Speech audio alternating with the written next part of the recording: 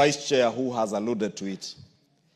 We must call on this commission to ensure that they work towards completely professionalizing our police force. Honorable Speaker, yesterday the Minister or the Cabinet Secretary in charge of the Interior and National Security did pronounce himself on a number of reforms within the police service. And part of those reforms must and should be implemented or supervised, the implementation will be supervised by the National Police Service Commission.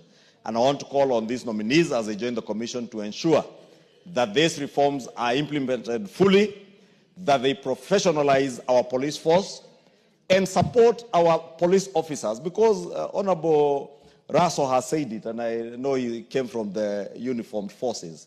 These are men and women who give their lives to the service of our nation. In other jurisdictions, Honorable Speaker, and many of you who travel outside see, that those who have served in the military, those who have served in the police forces in their jurisdictions, are accorded very high respect, but even in retirement, not just when they're in service. You see, when you go to the US, they don't even queue in banks or at airports, those who have served in the military or in the disciplined forces. Why is it, Honorable Speaker, that for us we do not treat our servicemen and women with the same honor and dignity, yet we expect the same in return, Honorable Speaker? If we expect to be treated with courtesy, with honor and with respect by our uniformed officers, let us also treat them with the respect and honor that comes with the officers that they serve in, Honorable Speaker. These are the officers who are salute at you, Honorable Speaker, and me and everybody else as we pass them in the streets. Many of us never bother to take our time to even know how they are doing, Honorable Speaker. And they are Kenyans like every other Kenyan, Honorable Speaker. Therefore, allow me also, Honorable Speaker, to take this opportunity.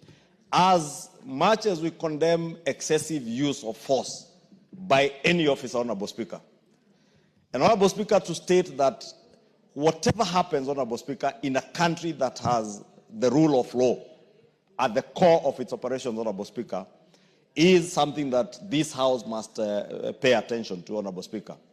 And Honorable Speaker, even or in spite or despite of the sad happenings of the death of Albert Ojwang, Honorable Speaker, I must commend the police that they have done their work to ensure that those who are responsible are brought to book, Honorable Speaker. Because that is how civilized nations work. That is how civilized democracies work.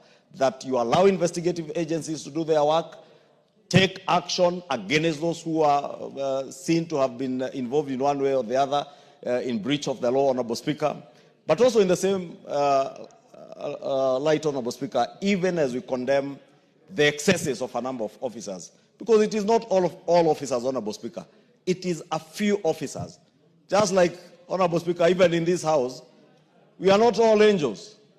There are many of us who have our own shortcomings.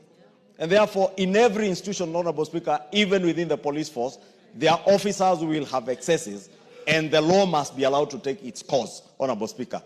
But that must never be a justification that if an officer or two have exceeded the expectations of the public, Honorable Speaker, for us as members of the public to take the law into our hands, because that will be courting disaster and chaos in the country.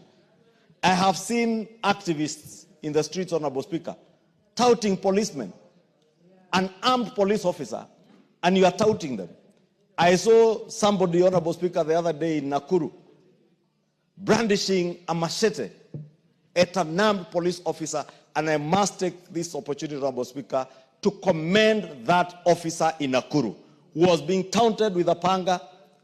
His life would have been at risk, or the lives of other Kenyans, but he maintained his cool.